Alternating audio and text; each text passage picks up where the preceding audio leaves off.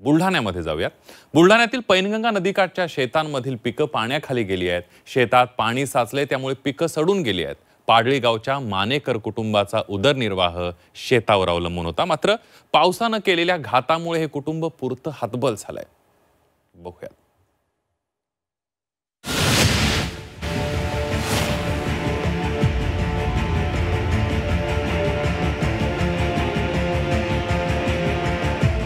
बुलढाणा जिल्ह्यातल्या पाडळी गावातल्या उषाबाई मानेकरांचं हे शेत।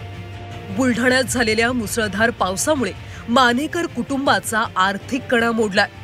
निसर्गावर असणाऱ्या गाढ विश्वासाच्या जोरावर घरात असलेला एक एक पैसा या मानेकरांनी शेतात टाकला। पेरणी केली, सोन्यासारखी पिकं उभी राहिली, मात्र पावसानं या शेतकऱ्याच्या स्वप्नावर माती टाकली। डोळ्यासमोरच सोयाबीनचा चिखल झाल्यानं मानेकर कुटुंबांनी बघितलेली स्वप्न क्षणार्धात उद्ध्वस्त झाली आहेत। नुकसान जास्ती झालं ना, आणि बी भरण आणलं लोकांचं भरती, आता ते कसं भराय ते समजून राहिलं। वावर कसं बी कसं होईल बी समजून राहिलं। सोयाबीन पेरली त्यात पाण्याने असं दणका द्यायला ठेवून ते वाहिलं त्यात आता बी होईल तर नाही होत ती गॅरंटी नाही राहिली। शेतात पिकं नाहीशी झाली असून आता फक्त चिखल उरलाय। शेतीत पैसा टाकला तोही वाया गेला।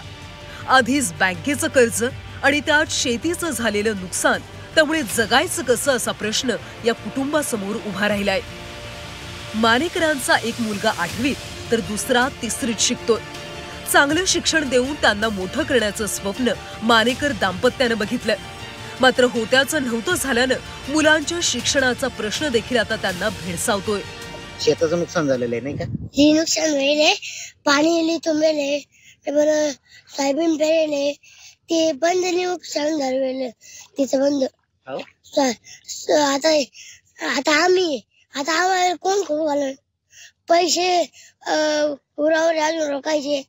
सोयाबीन पेटली, सोयाबीनच जेवण झाला, पावसानं दणका ढून गेला।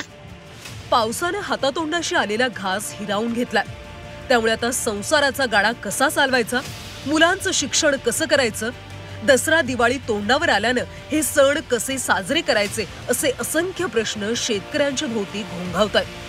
त्यामुळे शेतकऱ्यांना मदतीचा हात देऊन त्यांच्या संसाराला हातभार लावण्याची आता गरज आहे।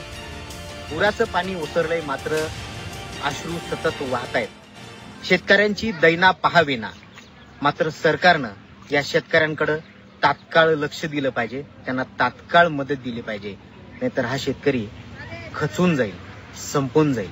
कृषीप्रधान असणाऱ्या या देशाला या शेतकऱ्याची फार गरज आहे। व्हिडिओ जर्नलिस्ट प्रवीण समी, मयूर निकम, झी 24 तास, बुलढाणा।